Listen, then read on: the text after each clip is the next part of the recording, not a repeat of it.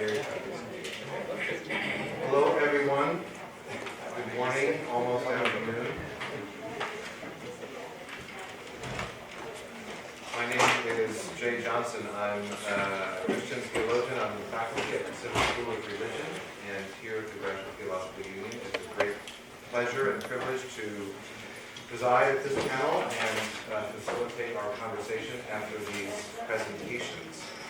And we will, I'll just mention each person before they present. Their names are in your programs, as well as a very brief little abstract of what they will be presenting. Each will have about 15 minutes, and I will be trying to keep time as strictly as I can for the sake of our engagement with one another today. So, without further ado, let me just mention that in case you are keeping score here about where you are, religion and natural sciences towards a sustainable relationship. Just briefly, Jay Gould, as you can read in your programs, famously advocated the theory of non-overlapping majesteria. That is, science and religion need not be in conflict because they operate within different domains. However, in lived experience, there are many areas that overlap. The areas of physical reality and human life over which both have jurisdiction require the ongoing interactive engagement between science and religion, as we were just listening to in the presentation prior to this panel. This is imperative in an era of climate change and rapid extinctions of species across the biological spectrum. And so without further ado, I would like to welcome to the podium Barbara Carlson from the California Institute of Integral Studies.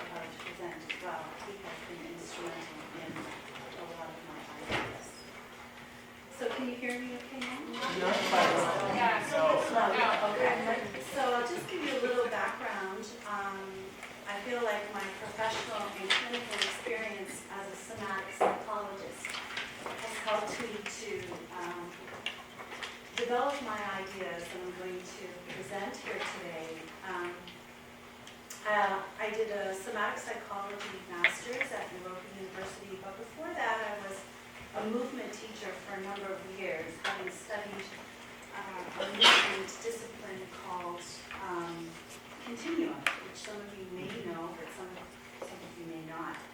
It was developed by a woman named Emily Conrad, who's now not alive anymore. That particular movement has been also instrumental in the development of my ideas here today, and I'll go into that a little further as well. So I just wanted to start with saying, on a crowded planet facing an ecological crisis, our human behavior is deeply patterned to behave and respond in ways that are antithetical to our true nature. We are overly conflicted and disassociated from our biology. We face the biological paradox of the breakdown of our ecological home, and we're unable to do anything about it. Such experiences in developmental psychology are called disordered attachment. Disorganized attachment results when the attachment figure is simultaneously experienced not only as a safe haven, but also as a source of danger. The result of such a biological paradox is disorganization and disorientation. Any attempt to engineer a cultural transformation therefore must confront this fact We have adopted a way of life that's antithetical to our true nature. To concentrate only on a rational change without addressing this important developmental constraint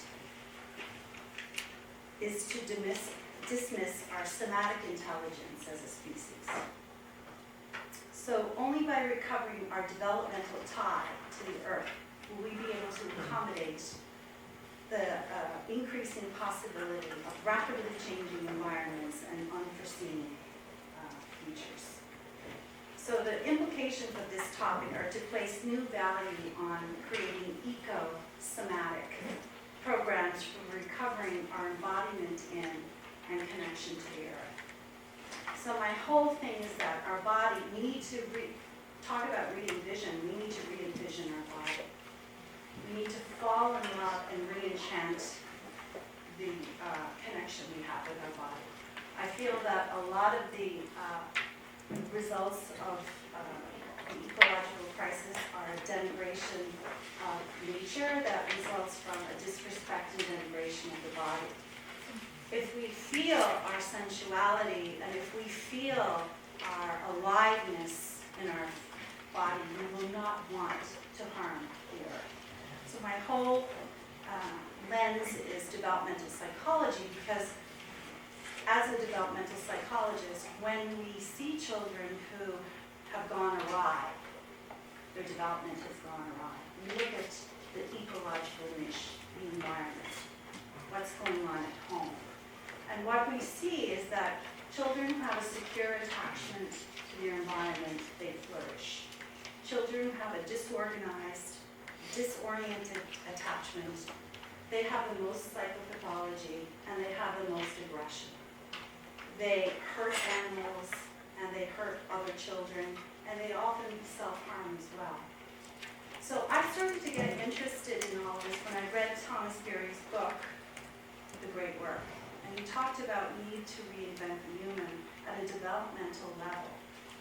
That really, I felt it in my body, as if for the first time I realized that all of the things that I had been studying in my life, including pre and perinatal psychology, have brought me to sort of this confluence where I thought I can bring in my knowledge of developmental psychology, I can bring in my knowledge of a movement teacher, where the whole movement was based on how do we keep our phenotypic plasticity?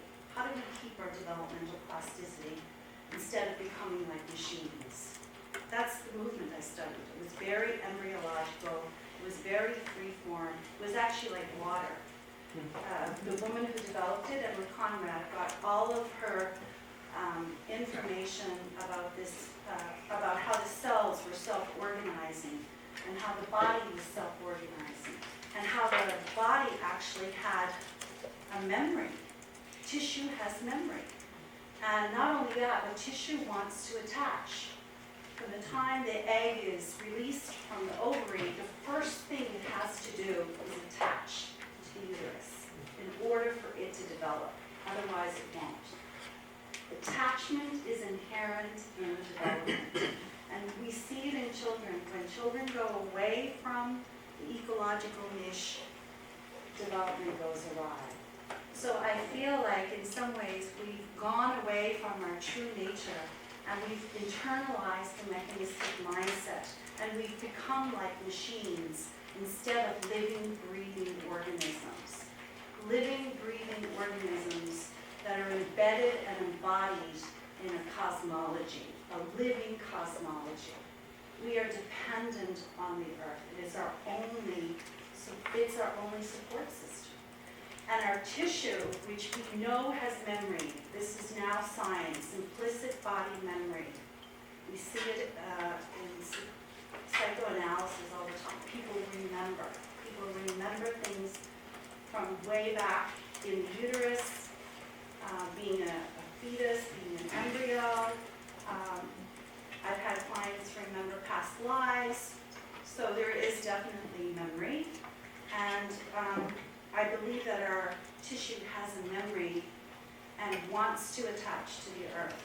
There's a propensity to attach to the earth. But unfortunately, we're embedded in a technological container, and we're actually attaching to our technology more than we are to nature. I mean, you see it in little children. They get so excited by their technology and their devices, and you try to take it away and they will protest. Just like we see in the children when we take them away from the mother, they protest. They want, the cries of protest are to stay in close proximity to the mother, to the environment, to the mature other who can meet their needs, their developmental needs, their genetic needs. I studied John Bowlby a lot. He's the father of attachment theory. I don't know if any of you know about attachment theory. What I love about John Bowlby, he was a systems theorist, a psychiatrist, and an etiologist. And he studied ducks and imprinting in ducks. And he noticed that the ducks, it wasn't who fed the ducks, it was who was there from the moment the ducks opened, came out of the eggs. And the imprint was so strong. So it had nothing to do with feeding, it had to do with this mature other, this, genetic mature other who can meet the needs. It's a developmental propensity. So I've studied the baby a lot and the different needs of the baby. And the baby comes out emitting attachment. And at first it's just emitted everywhere. It's like whoever can attach to me and I to them. It's co-constructed. And then at some point it will be directed at one person, and then that one person becomes the source of attachment.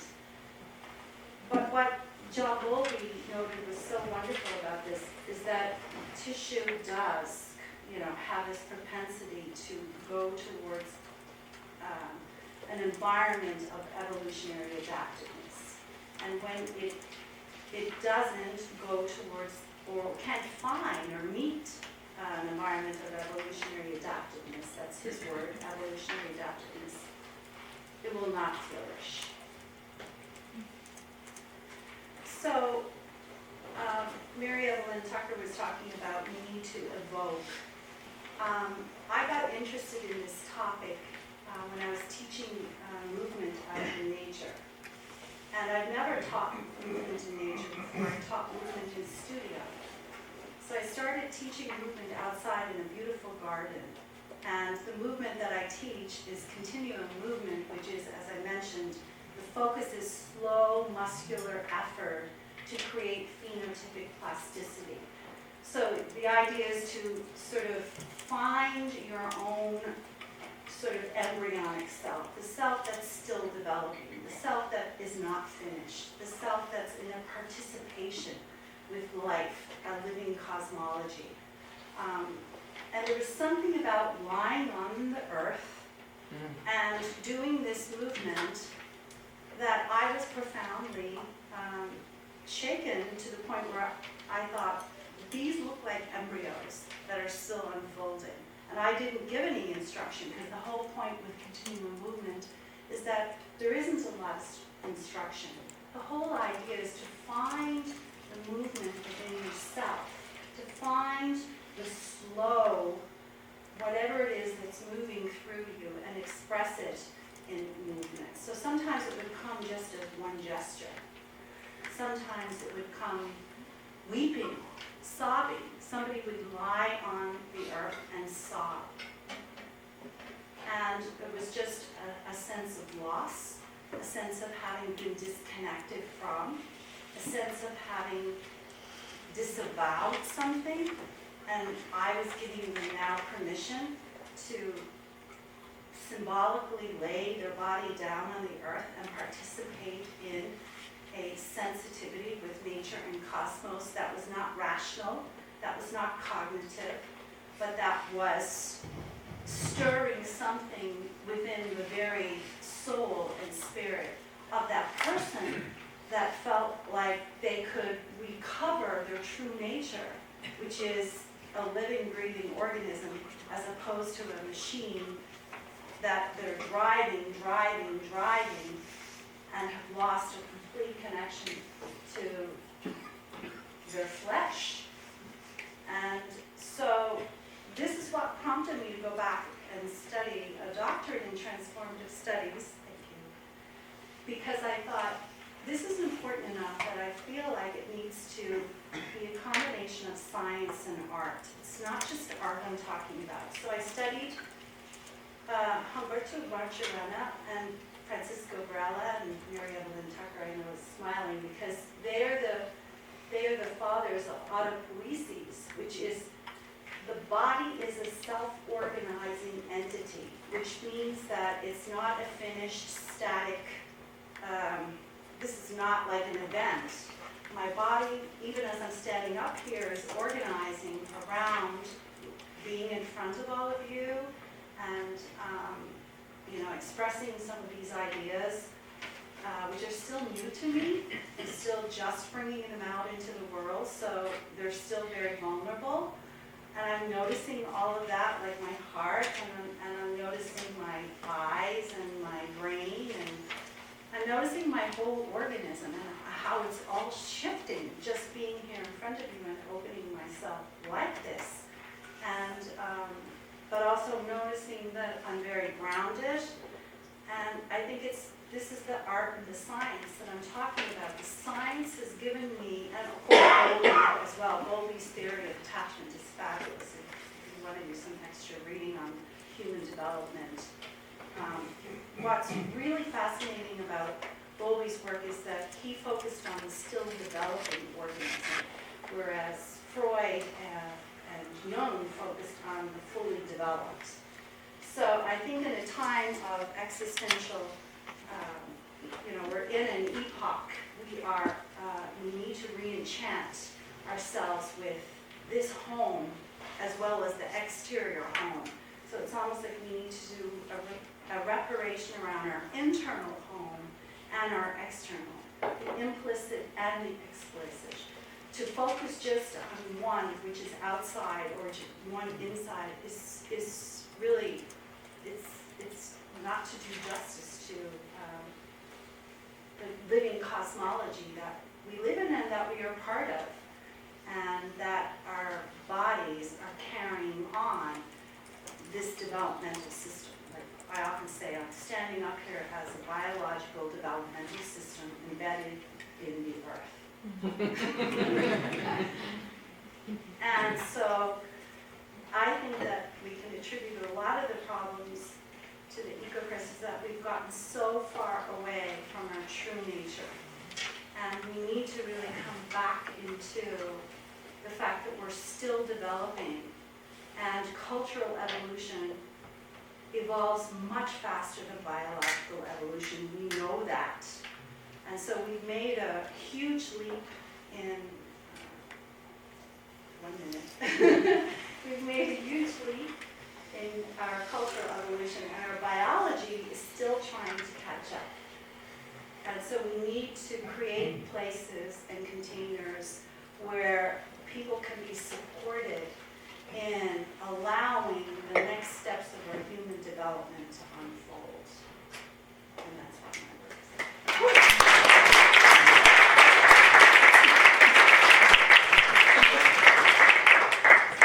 I hate being the bad guy with timing, I'm sorry.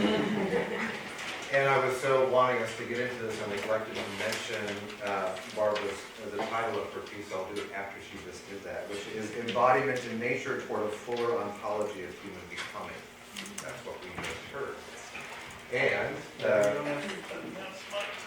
oh, okay, good. Great. And so happy to welcome, is it Sarah? Yeah. I got it right. Clifford Sarin from the Center for Mind and Brain at University of California, Davis. Well, it's an extraordinary privilege and pleasure and opportunity to be here. And a deep thanks to Parashutma and to Rita and to you and for all of your presence here. This has been a most stimulating and inspiring meeting. So I want to begin, speaking of science and art, with an idealization of my body type here as a person who studies contemplative practices using the tools of the trade of psychophysiology and cerebral psychology, EEG as a neuroscientist, And this picture actually is really evocative of a number of things. One is the social imaginary, perhaps, of the meditator. Another is the implied social imaginary of the scientist. We can make it flip this around, and you see all these squiggles in my, mandala of neuroscientific, evanescent neural activity that somehow emerges into this experience that can hold visions of enlightenment. There are two questions one could ask trying to attempt scientific investigation of meditative practice. One might be, what do we do? What happens when we meditate? I'd like to argue that that is nearly an impossible question to answer. Because fundamentally, we don't know what people do when they meditate. Meditation as a word is so many of you know far better than I. It's like sports, it's a class category. So we know what we often in scientific studies of meditation say what the instructions were. We have no method of investigating whether someone is actually doing, moment to moment, what those instructions were. But you can ask, what do people do differently having had this contemplative encounter with this practice as they did? So I got involved in this effort because of a filling in for Richie Davidson at the third Mind and Life Conference in 1990. And here I am. You see Your Holiness on the vertical axis. We're talking about alpha power in the EEG. My life has not really been the same since this moment. And speaking of Francisco Varela, he and I were rooming in the Kashmir Cottage, which is the bed and breakfast run by the Dalai Lama's youngest brother, that used to be where his mother lived. And one night, Francisco said, "We're two old EEGers, we should do some kind of project." So the translator for this meeting was Alan Wallace, who's a Buddhist teacher and scholar and author.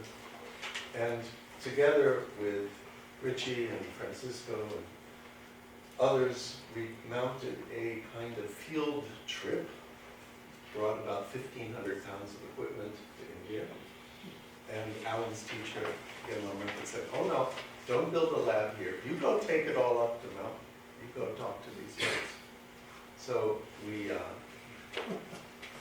encountered some remarkable individuals. Most monks said, "You want to study meditation? Meditate." And you want to measure the mind? The mind is the space where phenomena arise. It doesn't have inherent quality that you can put your things in and on and measure.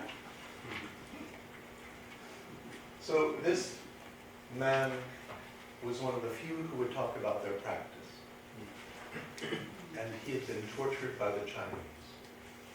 He had such a beautifully compassionate and dispassionate sense of his own mind that when he talked about different practices, I still, to this day, it feels like you were the great cabinet maker showing you their tools. And you could just see the care and love for the care of the mind. This is a senior monk who said, "Why are you lying to me? You said the stimuli would always go where the arrow pointed." And now we get, undergraduates don't do that.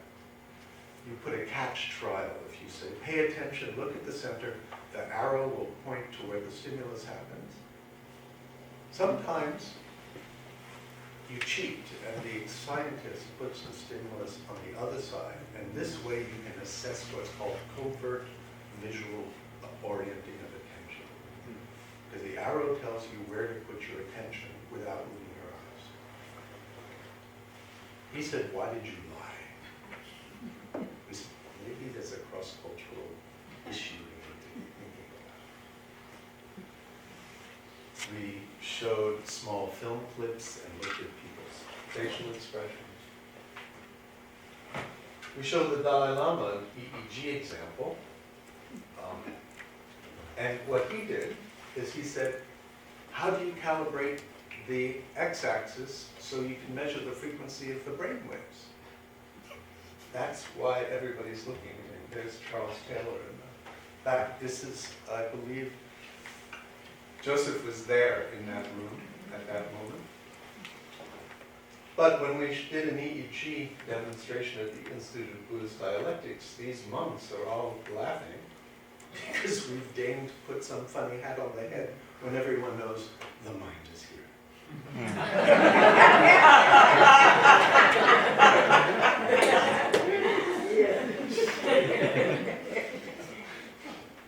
So, David McMahon, a religious studies professor at Franklin Marshall, says quite trenchantly, given that example, the scientific study of contemplative practices often neglects the role of cultural, historical, social, political, religious, and ethical context. Isolating these practices from these contexts for the sake of scientific study inevitably distorts how they work in people's lives. We can't make sense without understanding these findings. So here is the Dalai Lama more recently admonishing me. He's saying most scientists see only one eye open. I cannot presume to know what the other eye reveals, but I can say that the social imaginary does not penetrate as a concept that causes folks in my field of cognitive neuroscience to consider the world of each person who steps into the laboratory. Finally, this month we asked the difference between sadness and compassion. And he said that sadness could catalyze this separate mind stream, this genuine commitment to the relief of suffering, but that simultaneously you had to find the suffering of another unbearable and yet love the conditions that gave rise to that suffering as a mother loves her child, so that you would see the causes and conditions and not just reflect on the surface the response of your immediate empathic wish. Because unless you penetrate, as you were saying, Mariana, where's the root causes that give rise to so much of the suffering that we see? So that was all a remarkable, romantic, naive, anthropological, cross-cultural project 25 years ago that left us with the core motivating question: how can we engage with and passionately respond to our own suffering and the suffering of the world as it comes to us?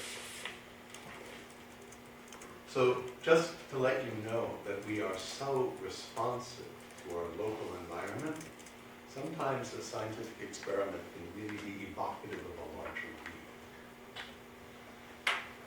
Wow, that's interesting. So here's the experiment. You put out your index finger, and I'm going to put a little device on it that's going to give you air puffs, and it's going to go like, and every time the air puff happens, we timestamp when it happens, and we're going to record your brain electrical activity in response to the touch. Sometimes you're just going to look at the screen and see a plus sign. Sometimes you're going to look at the screen, a video, and you're going to just see a hand sitting there. Sometimes you're going to see that hand be stroked. Sometimes you're going to see a hypodermic needle go into the hand. If we look at the activity elicited 80 milliseconds, less than a tenth of a second after the air puff, and you're looking at the blank screen, you see something over the hand somatosensory cortex. That gets a little bigger when you see a hand. But look what happens when you see a hand being touched. When you talk about embedded, embodied, this is, there's a notion of Ford cognition. Embodied, embedded, extended, enacted. And this enacted perspective is how we derive meaning look at what happens when you're at pain. It turns out you can give somebody an empathy questionnaire, and there's a highly significant connection between how empathetically you self-report and the degree of enhancement of the brain response when you send the syringe. This means that caregivers, that physicians, that people who are constantly in contact with conditions of the suffering of others are actually living in a world of hyper oversensitization that will be deleterious and incredibly stressful. There's another wonderful piece of news from emerging neuroscience. Brain-to-brain coupling, a mechanism for creating and sharing a social world. Cognition materializes in an interpersonal space. The emergence of complex behaviors requires the coordination of actions among individuals according to a shared set of rules. We call for a shift from a single brain to a multi-brain frame of reference. We argue that in many cases, the neural processes in one brain are coupled to the neural processes in another brain via the transmission of a signal through the environment. This is not esoteric. It's not telepathic. This is the fact that when I'm nodding or you're nodding, listening to me, I'm on a kind of neural seesaw with you. Brain-to-brain coupling constrains and shapes the actions of each individual in the social network, leading to joint behaviors that cannot emerge in isolation.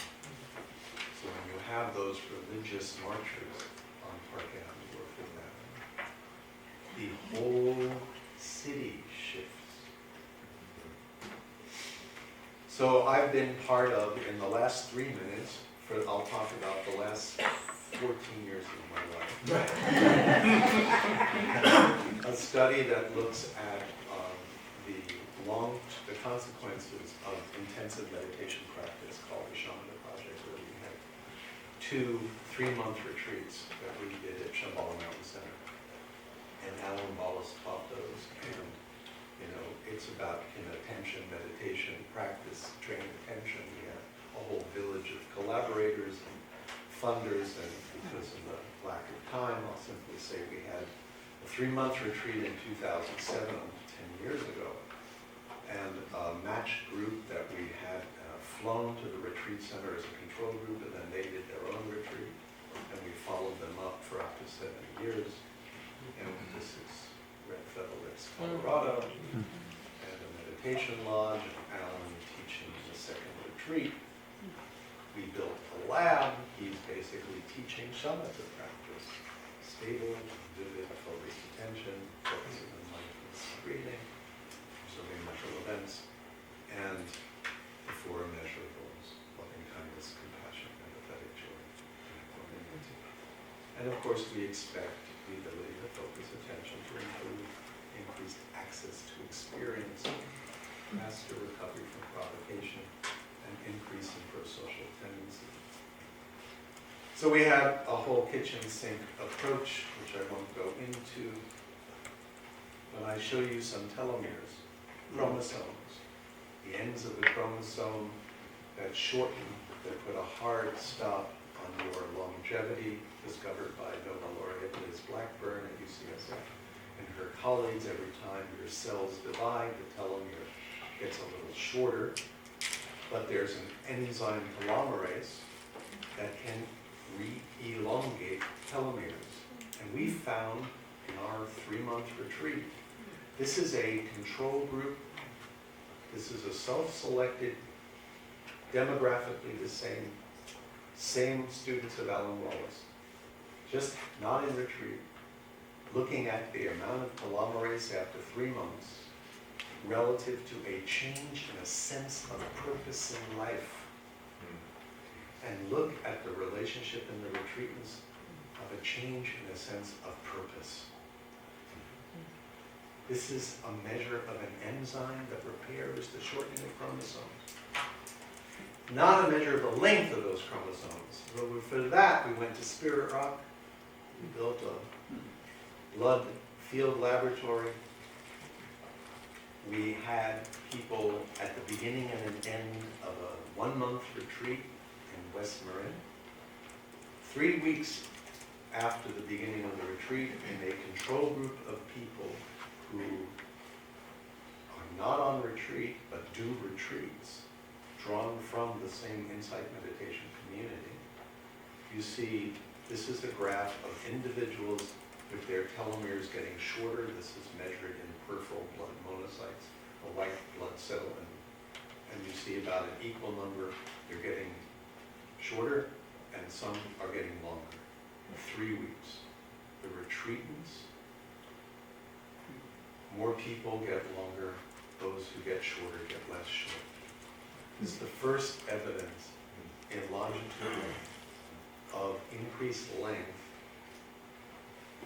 of telomeres in 3 weeks going on an insight meditation retreat. Did meditation alone lengthen the telomeres? What about noble silence? They're not talking. No eye contact. Email. Facebook. We talk about a new kind of Sabbath. Leaving your cell phone. Bury your phone. Make a little locker in public. Someone else the combination. The opportunity for truly adequate sleep. Who among you has that? There's an article in the Times the other day. Enough sleep, the new status factor. 3 delicious vegetarian meals. If any of you done retreats at Sparrow, you could live for those meals. Removal from your work, family situations. Teaching from qualified, compassionate teachers. Beautiful physical surroundings. Support even in silence from a like-minded community. Still, given our typical waking experience, and I'll close with this, there is the profound matter of mental training during meditation practice with the intention to cultivate a more inquisitive, discerning, and caring understanding of our lives and the lives of others.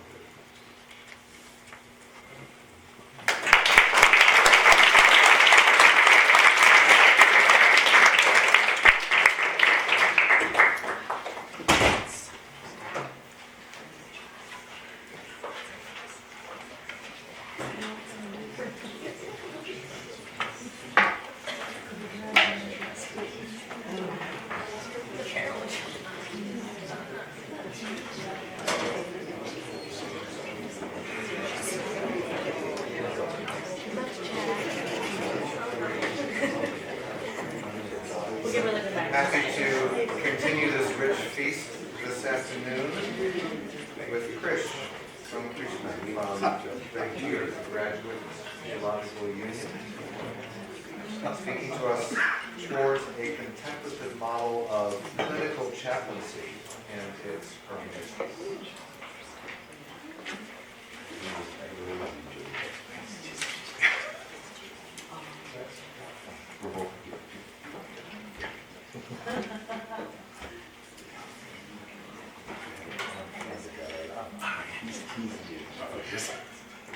Hi all.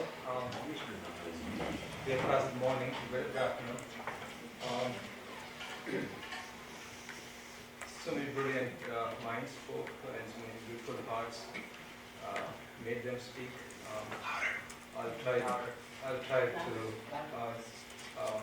match with them, but pardon me if I don't stand up. Clinical chaplaincy and its sustainability and what else. That's my topic. That's just an introduction to the topic that I'm reaching. Clinical chaplaincy, it was started by Anton Boyson in 1920s as a clinical care training program for theologians.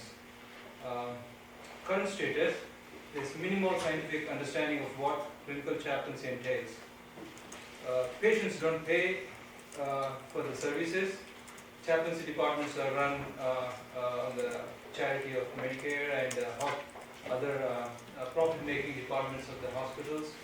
If they don't support the chaplaincy departments, close. The future of chaplaincy depends on the sustainability in a scientific environment.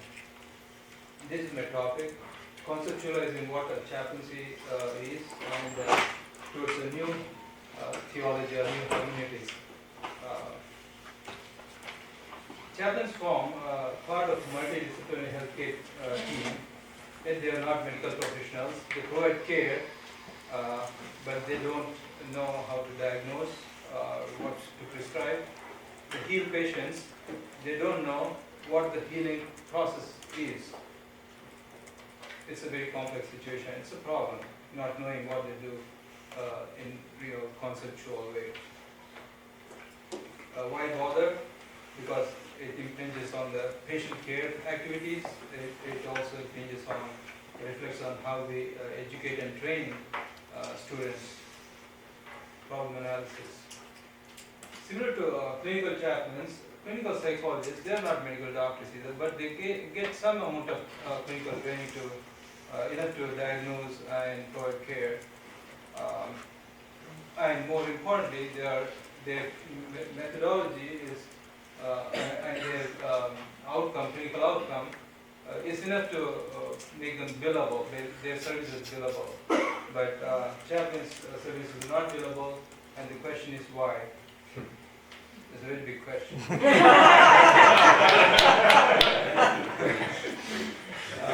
To answer one of them, or maybe four answers. Chaplains have not yet adapted the medical model that psychotherapists have adapted. What's the medical model? Clinicians, they provide a clinical care, then they observe the outcome, they study what happened in their process, in their treatment process, what is the clinical outcome, what pill they gave, what side effects or what benefits, and they go back and rewrite their books, their texts, and that would be used to train and educate a new student, and he in turn he would go back using the new knowledge. So there is a loop, a circular educative process. The theory educates us and trains us to be a better clinicians, practical professionals, and from practice we learn how to our own theory. This is the medical model. This is just an overview of what similar medical model can be for chaplaincy. It's the same. Chaplains should go and see the patients. They provide spiritual care. They have to learn from what they did in their spiritual care. What did they do? What was the outcome? Go back to their text. Now I'm going to go deeper into this. Here I'll show some analogies. Chaplains provide spiritual care. There's a medication, observe the clinical results, and the same process, which I'll jump to the next slide. The insights that we gain from our chaplaincy experiences, they go back into our textbooks, right? What's our textbook? It's scriptures or sacred text. So what do we do? And that's a question. I'll come to that later. Two other categories. What's the medication in a spiritual care process, and what is the chaplaincy methodology? Here are more analogies. The clinical chaplaincy principle is it's a God who heals the patient. It's not the chaplain. The analogy is in medical care also it's a pill that cures the disease. It's not the physician who provides the care. There's no right and wrong about the pill. If a treatment fails, the physician returns to understand various factors that led to the treatment failure. Or if it benefited, he will go back and understand more deeply what were the factors. The pill factors, the doctor's own factors, and patient factors. Similarly, there is no right and wrong about the pill, and I'm calling it a God pill. Please excuse me. If the treatment fails, the doctor has to re-examine his own understanding of God or the ultimate reality. His her method of inviting the gods or supreme awareness into the spiritual care methodology, and more importantly, the methodology itself. The God pill. Chaplaincy mechanism or process can be subdivided into three processes. How did the chaplain get hold of the God pill? Medical knowledge is, how did I get the pill X to treat a disease Y? How did the chaplain administer the God pill to patient? Medical analogy is, I administer the medication by oral or intramuscular or intravenous. how did God could reach patient's spiritual system? The medical analogy is, say, a water pill. It reaches the circulatory system, or it's a kidney system, renal system, provided to make the magic happen. Here are questions. How did the chaplain access the God pill? The priori assumption is that he can access God. From here on, I want to make sure that I'm going to be challenging a bit more of theologians' way of, I'm also one, I can jump between two different departments. Whenever I want to criticize, I can jump to the other one and come back to answer that criticism.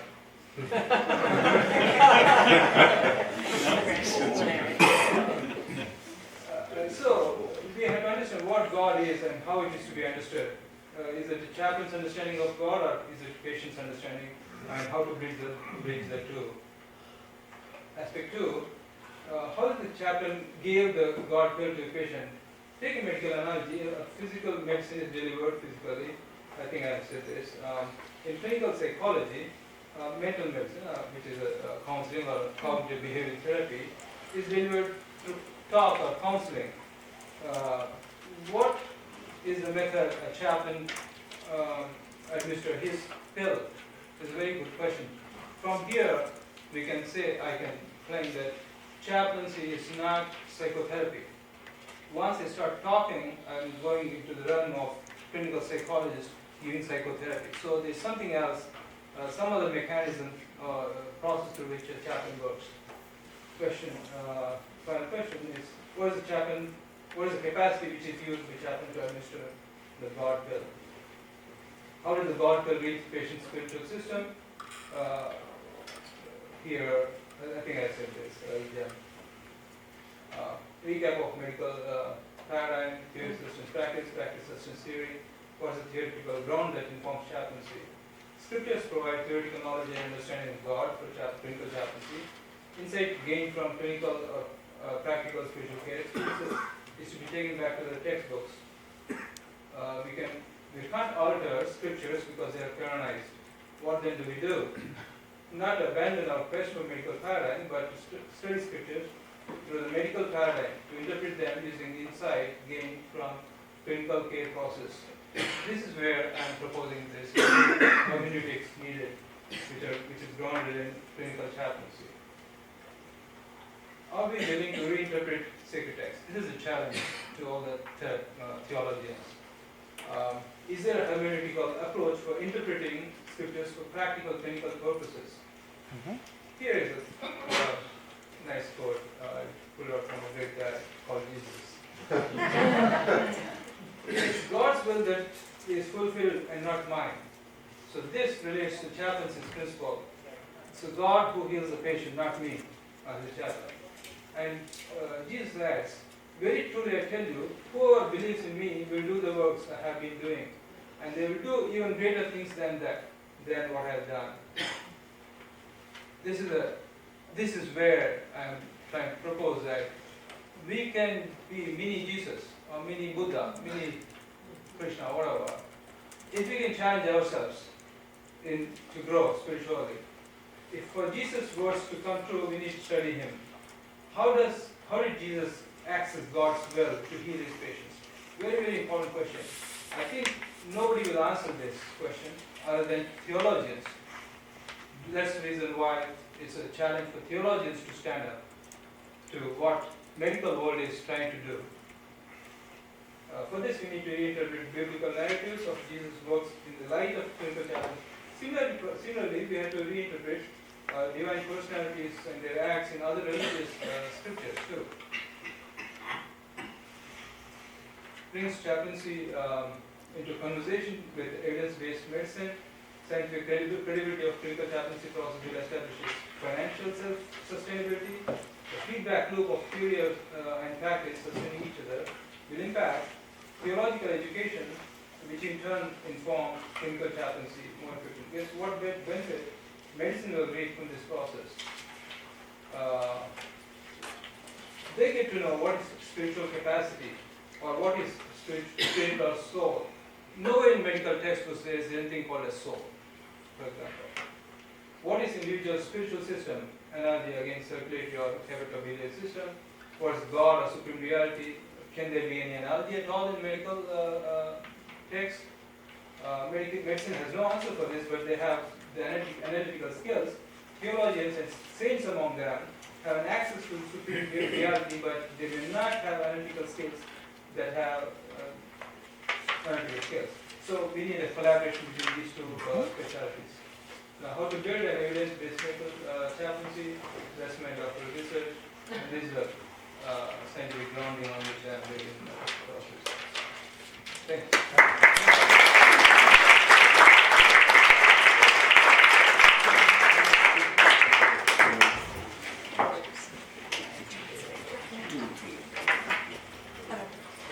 Last on this panel, but by no means least, please welcome Jonathan Edelman from the University of Florida, who will be speaking on Hinduism and Thank you. So I'm cognizant of the fact that this is the last talk before lunch, so try to yield some of my time if possible. Thank you to Rita Purushottam for inviting me here. It's been a wonderful few days so far, and I'm really glad to be here. So thank you for putting all the hard work that goes into making. I know how much hard work goes into making these things happen. I wanted to start by doing something that I actually have never really done in an academic sort of conference of this type, and that's to talk about my biography and how I got here and interested in the topics about which I'm going to speak in a moment. So let me start then, and then I can reflect on why this is relevant to our discussion here. I consider myself a liberal, progressive, culturally Northeastern Vaishnava, Hindu Vaishnava, who came to practice and appreciate Hinduism in a very sort of American way. I started reading Thoreau when I was 15, 16, 17 years old, and I really was just captured by what he did, and he told me about the Bhagavad Gita. I don't know whether he did. And I wanted to read it, and I did. I moved out to California. And I studied at UC Santa Barbara with Alan Wallace, and he had a huge impact on, he was a lecturer at UC Santa Barbara for a couple of years while I was there, and I studied Buddhism with his wife. And I did my undergraduate degree at UC Santa Barbara. But before that, I traveled around the country and was exploring, and I became affiliated with a particular Hindu tradition, but now I'm not. I'm just my own person. I like the text, I like the practices, some of it, and I like the traditions, but I'm not affiliated with any particular Hindu tradition. I wrote a book on Hinduism and science, which I started at Oxford University after, and Wallace really got me interested in science and religion, and I wanted to study that more. And I saw that Oxford University was and still is offering a master's and a PhD in science and religion, so I did that at Oxford University, and then that became my first book. And that was really very much inspired by my personal belief that within the larger Hindu world were deep and abiding concepts that could reflect constructively and positively on modern science, and especially evolutionary theory. And now I'm starting to get into the ecological issues that flow out of the whole evolutionary narrative, and also the issues of mind and consciousness and things of those things. Those nature. So that's my story. I feel like I'm a very multi-layered person who's got a lot of different influences that make up my worldview, my way of understanding and interpreting the world.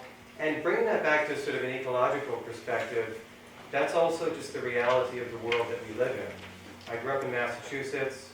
I'm very aware. I go to all these different places. My dad was really very much a historian. Take us to all these places where the British had settled. It's called Massachusetts. It's the place where the Massachusetts tribe lived, and now Pocahontas lives there in Massachusetts too. So nature, when you look around, it's so multi-layered, and we are too. We have these long and deep histories that make us who we are, and if you take a sort of a rebirth scenario, then those layers go really back far in terms of time, infinite time. So that connects with the title of my talk here today. Hinduism and the Global Political Will. I have come to the conviction, the belief, that the ecological crisis that we face is ultimately it's going to be solved by a political will. Because we live in an emerging situation where smaller and smaller groups of people make bigger and bigger decisions that affect larger and larger numbers of people. And that is really kind of the wake-up call of the recent election in this country. I won't invoke the name. We don't know much about that in Hinduism. You don't say the name unless you want to invoke it. But what we see there is that very quickly, a lot of the progress that had been made and then can be changed. And hopefully that will be changed again very, very soon. But what it does indicate to me is that politics really does matter. And the study of local communities is very, very, very important. And some of my colleagues that reflect on what I've written about ecology have said, well, Jonathan, you really got to study what local communities do. It's not enough just to study philosophy and theology and these disciplines. And I think they're very right about that, but at the same time, I do believe that we need to be able to present philosophies and theologies and worldviews and pictures to world leaders that will convince them that they're really not going down the right path. And that group of people seems to be getting smaller groups of people that make these really big decisions. So that got me thinking, what does Hinduism say to that? What does a Hindu, and I think that's where we need to reframe it. That's been my goal over the past 5 or 6 years, is to construct this category of Hindu philosophy, Hindu theology, Hindu thought that takes very, very seriously the ancient texts and traditions. And if you've dipped into Hinduism, you know it's a vast body of very sophisticated, complicated literature that goes way back in time and has many, many layers to it. But Hindu philosophy or Hindu theology takes all of that very seriously, but it also takes the present context very seriously. I consider myself liberal, progressive. I believe in evolutionary theory. I believe in gay marriage is a good thing for the movement of society. People should be allowed to express themselves as individuals. Those are things that are coming from my being as growing up in America. But there's also this sense of which I want to be, and I am informed by these ancient texts and traditions. And I think that we need that. I'm here by we, I'm mainly speaking to my Hindu colleagues, some of which are here in this room right now. We need to be able to bring ourselves to the table as Hindu philosophers and thinkers, and take Hinduism out of just a historical phenomenon. And I look to Buddhism as kind of a big brother in this way, even though the Buddha was reflecting on the Vaidika, the Vedic tradition. Nevertheless, in America, Buddhism has really, and Buddhists, white and Indian, and all the different black and Latino, all the different types of Buddhists have really been able to create this constructive dialogue about Buddhism in conversation with contemporary disciplines. And Alan Wallace he was such a huge inspiration for me. He gave these lectures in science and religion that really inspired me. But I think the same thing needs to happen with Hinduism, and that's really my message and point today that I wanted to bring. And the key question is, can Hindu theologies and can Hindu theologians and philosophers, people that work constructively with Hinduism, what can they contribute to the political policy discourse on a national and international level? I think that's what we need to sort of start talking about. Why should anyone take Hindu ethics and Hindu ontologies and cosmology seriously? That's a question that we really need to answer. Why do the people that make these decisions, why should they take Hinduism seriously? Why should they take any religion seriously? Stephen Jay Gould's thesis, as flawed and as ahistorical as it is nevertheless a sort of default paradigm that a lot of people fall back on, and it's even though it's so problematic in so many ways. I actually wrote my master's thesis on Gould. State his thesis. Sorry? State his thesis. You didn't say Oh, what is Gould's thesis? Yeah. That science and religion occupy two fundamentally different, they should occupy two fundamentally different domains, and the causes of conflict between the two of them are when they didn't respect their own domains. Science is about how the world is, and ethics is, and religion is about what you should do with your life. And you might say, well, doesn't religion contribute to how we should use science? And he said, yeah, but really we want secular ethics to do that, because religion is so fundamentally flawed in its ethical theory. That's just not the way the world works. He's really setting up these artificial categories that not even he himself respected, if you read the book carefully enough. So that I think what we need to start to do, I'm speaking again to my Hindu colleagues, but I'm inviting people to contribute to this, is to really churn ideas about what is Hinduism's central message about the natural world. And I think we have to get past this idea that it had it all figured out. And maybe this is a thing for all theologies and all religions, that the ecological crisis that we are facing right now is something new. And that religious people, religious thinkers need to realize that we need to respond with new ideas, and that we can take the traditions and move forward with them. But we are requiring ourselves to change those traditions. And that's something very daunting for Hindus to say. Like they really want to be committed to the idea that everything that we say now is present in these texts that are millions and millions of years old. But I think that's a fabrication. That's not true. And we just need to get past it and just move forward and say, yeah, we want to take these good things in the past and move forward with new ideas. So what are some ideas that we might propose from the Hindu tradition? In the latter part of my book, which I actually just stole from the library briefly, I forgot to bring it. I was like, one thing I need to bring is my book, and of course I forgot it. But in the latter part of my book called Hindu Theology and Biology, one of the things I argued is that a cosmological text like the Bhagavata Purana, the majorly influential Hindu text, says a lot about what the world is like. And it's quite complex. You could spend your life studying that and figuring out what they were talking about. Why? Why did they do that? The argument that I found in the text is that they believe that studying the complexity of the natural world gives you a mental stability, and it is its own form of meditation. And seeing the beauty and the complexity and the sophistication of nature through the state-of-the-art sciences of their day was its own sort of spiritual meditation.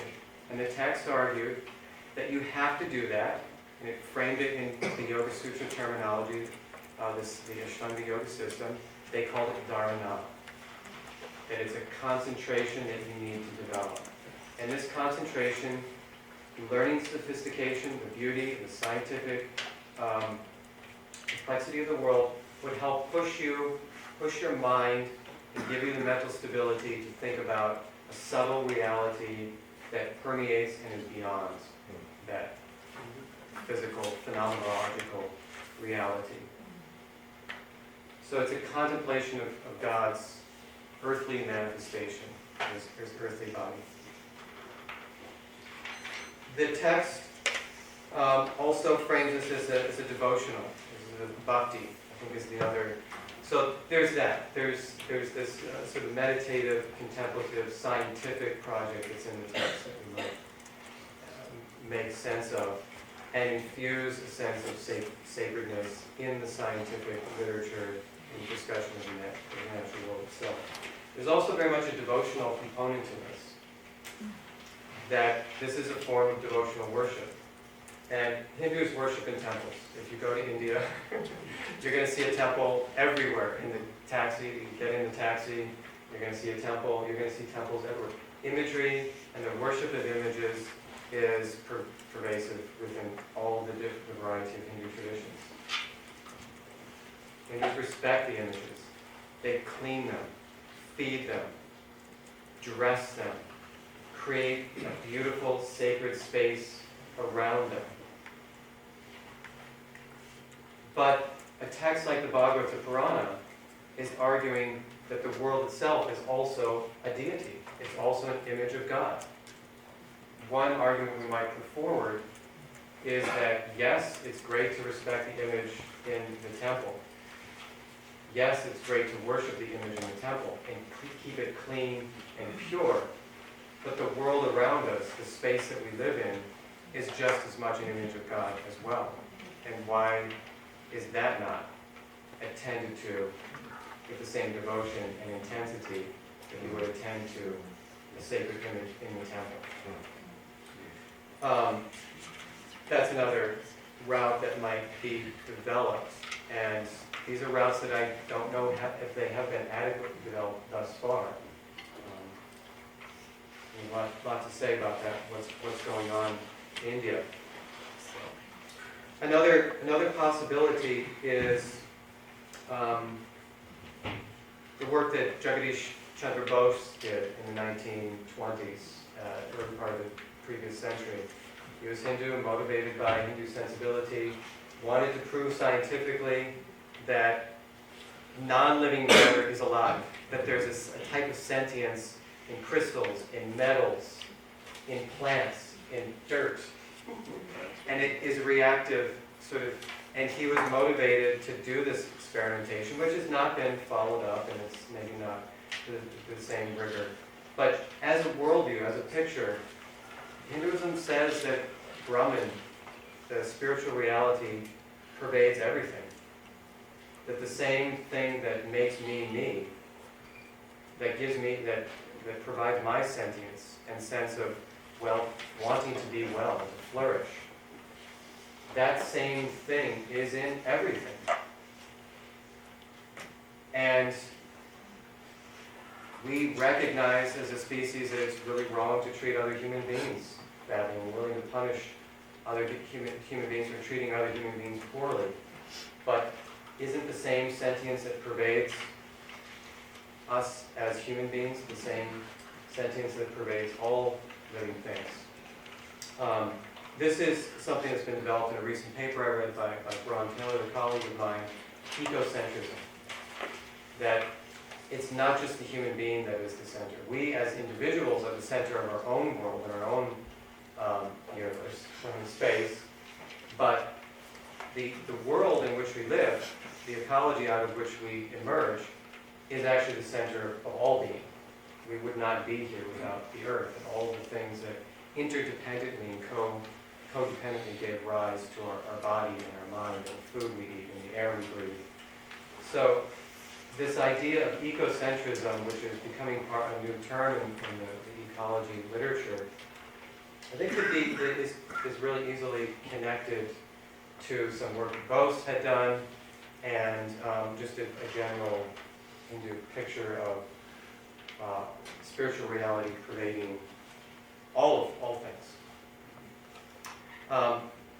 So, in conclusion, these are just a few speculations, a few directions forward, but the real point that I want to drive home is that I would like to see us people, those of us that work in Hinduism, really go the route that Buddhism has gone and really take seriously a constructive project which takes ancient history very, very seriously, but which also takes contemporary philosophy, science very seriously, and takes these two ideas together, these two traditions together, and tries to produce something new and dialogical, critical, evaluative, and normative That, I think, is something that's just starting to emerge within the study of Hinduism, but it's not fully present, and we could talk about that history for a very long time, but I will conclude there in the interest of lunch.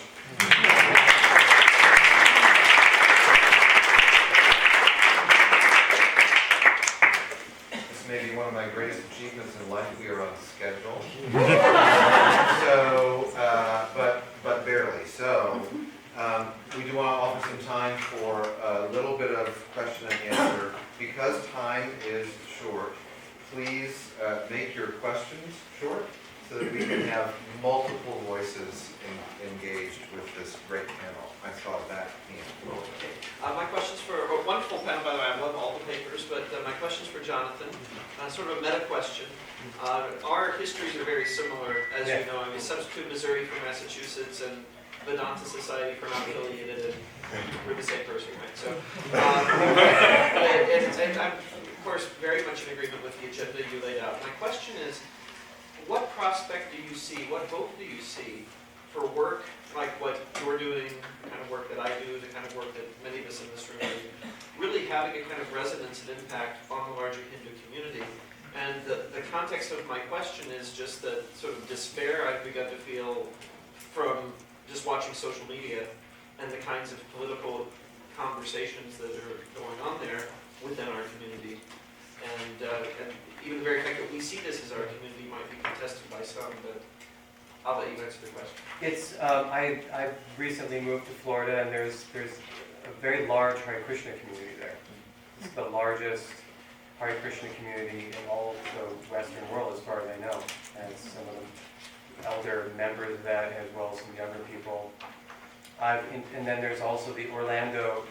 In Orlando is the Hindu University in Orlando, and I recently went down there to give a talk.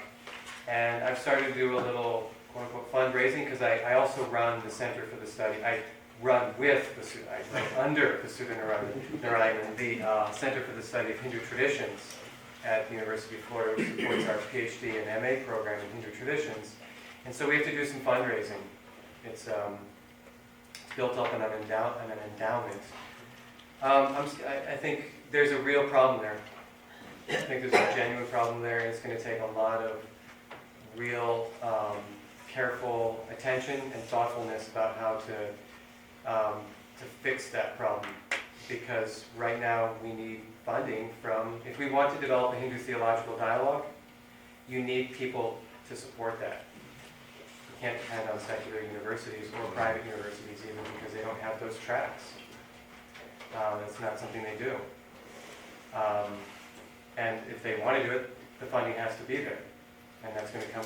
And there's a huge problem. I'm pretty, I don't feel too good about it, to be honest. But we need to talk about it. I think that's the solution. Yeah, but Rita's, I don't know how you did that, but she's the person to talk to. I saw Cynthia's hand and then here.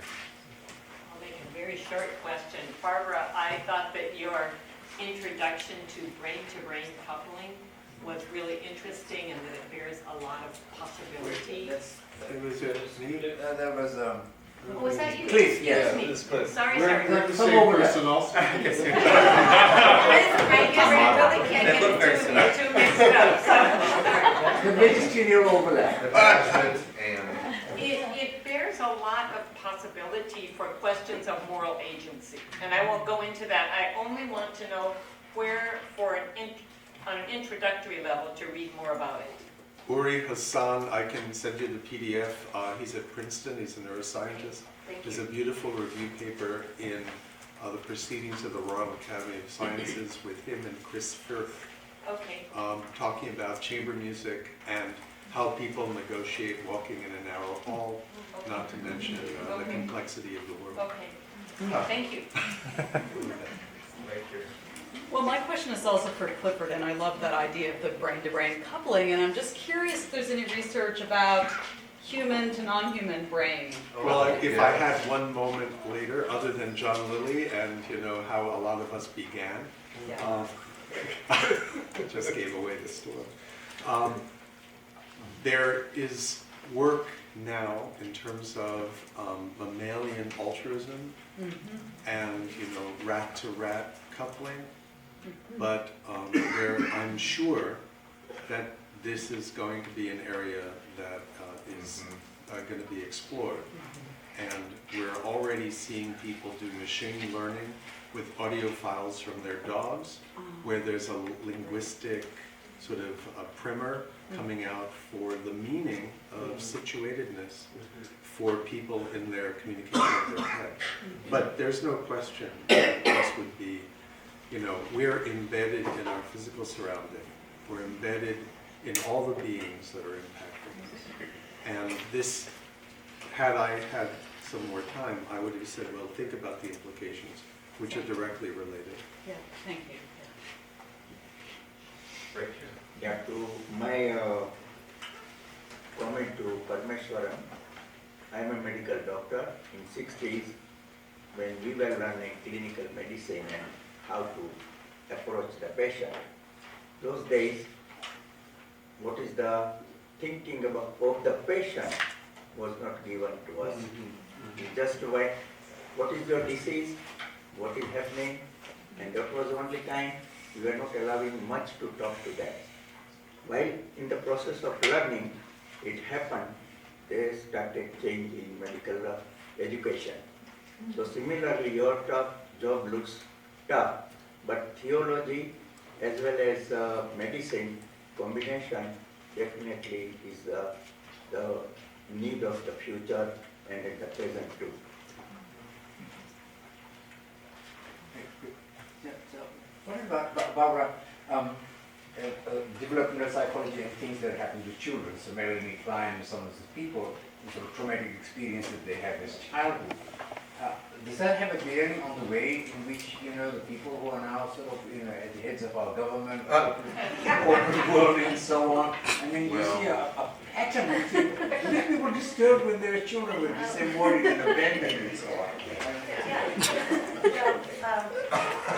Children and adults alike actually exhibit the same behavior. So we see it in children, that's where the studies have been done, but it's also behavior that we also see in adults. So yes, to answer your question, he didn't have a very secure attachment to his You might need clinical chaplaincy. This is the intervention team. Yeah, Amelia. I had a question that I would love to hear from each of you, the answer. I'm finding a lot of different answers around academia. So in your fields, what is the assumed understanding of where humans are spatially to the animal organism kingdom? I guess I would say like hierarchical versus part of a constellation versus like a temporal evolutionary height. And what are, I guess, are they all operating on the same bases? Is science a little different than religion? And you have a lot of interdisciplinary. So what is the assumption of the human relative to what an organism? So we're beginning to understand that traditional psychotherapy and psychology is not really equipped to deal with some of the existential issues that we're facing now in this crisis. And so it's more of a transpersonal, beyond the personal, beyond the human, because we are beginning to understand that all species are being affected by this eco-crisis, and that inadvertently affects us too, because we're embedded in the same milieu. And I am beginning to see in my practice a lot of people that are presenting with eco-psychic, I call them, ailments that really don't have a diagnostic category, but it's sort of a biological angst or a psychosomatic angst of being in a world where they're constantly being fed messages that the world is, as we know it, is over, and that nature as we know it is over, and they're worried about their children, they're worried about the mistakes that we're going to leave behind, and what was the question again? In this context, I guess I would say specifically for researchers, are you coming from the assumption that humans are equal to or the same as or a part of, I guess how a part of the system? Because I think a lot of language floats around it, but I think the base assumption is pretty important. Yeah, I think how I would answer that is that it is difficult to flourish when the mother is distressed. I mean, it's a basic developmental concept. When the mother is distressed, when the mother is hurting, when the mother is suffering, it has a developmental consequence. Development goes awry. Unless the child gets another attachment figure that can help, with the chaos, then there's going to be behavioral changes. Well, to address the question, my belief is that consciousness, or what we call mind awareness, is something that arises from a variety of causes and conditions. And there may be something behind that that's observing that. That's kind of the Hindu line, right? That the Buddhists more that it's just causes and conditions. But there's something special, I think, about being human that animals don't have. And that specialness, we have some differences. that we have a much more complex language, sets of social networks, self-reflexivity, that I think some animals do, and some humans don't. And again, I'm not going to invoke a name. But there is an interiority to humans that I think some animals don't have. Maybe some do, and maybe some humans don't. But that doesn't, from me, that does not follow that humans that animals are to be in any way disrespected or treated poorly. It's why I've been a vegetarian for my entire adult life, and I try to avoid harming anything, even just things that are traditionally considered insentient. So, I guess hierarchical in the sense of greater responsibility for, greater what have you. Last two comments, and then unfortunately we'll have to stop. This has been area of my interest as well, studying animal psychology as I had done with human psychology. I believe even animals have a spiritual sense. I have been working on a project on sidelines, studying videos of how animals behave in a very compassionate, empathic way with other animals, and there are beautiful videos where animals have shown real compassion to animals of different species, not just their own kids or different species, and a species across predator-prey relationship. And I've seen beautiful compassionate relationships from an animal to a human. So I believe this, and of course responsibility-wise as a human being who can boss over or rule over a big society, which an animal cannot do. So we have a different set, but I think there is definitely a sense of spirituality in animals as well. So it's really interesting, 48 hours of neural stem cell proliferation separates us from a monkey.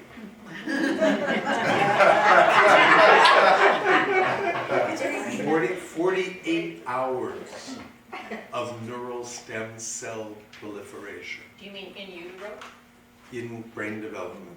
So the stem cell, the precursor cells that will differentiate to brain neurons, are actually going up and down in a chemical gradient very slightly.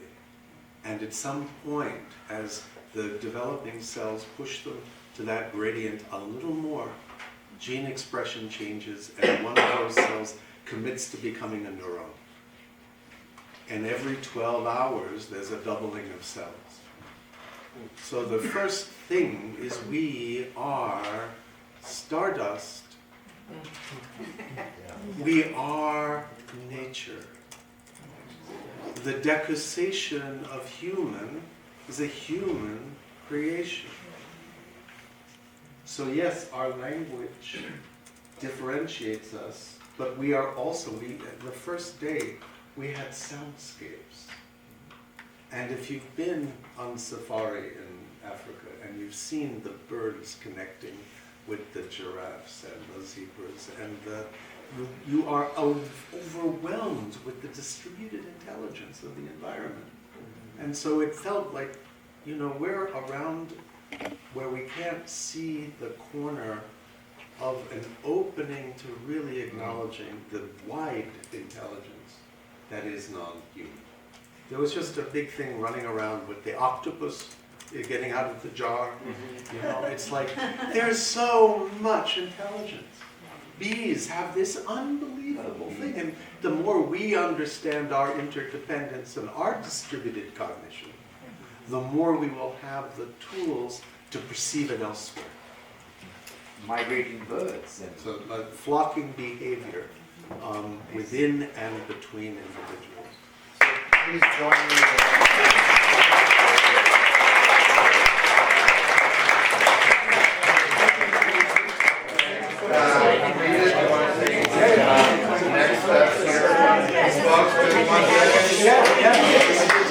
One second, please. Housekeeping details. So, we have our keynote speaker of the afternoon, Professor Anandanan Ramajan, and he is to speak at 1:30. So, if passed,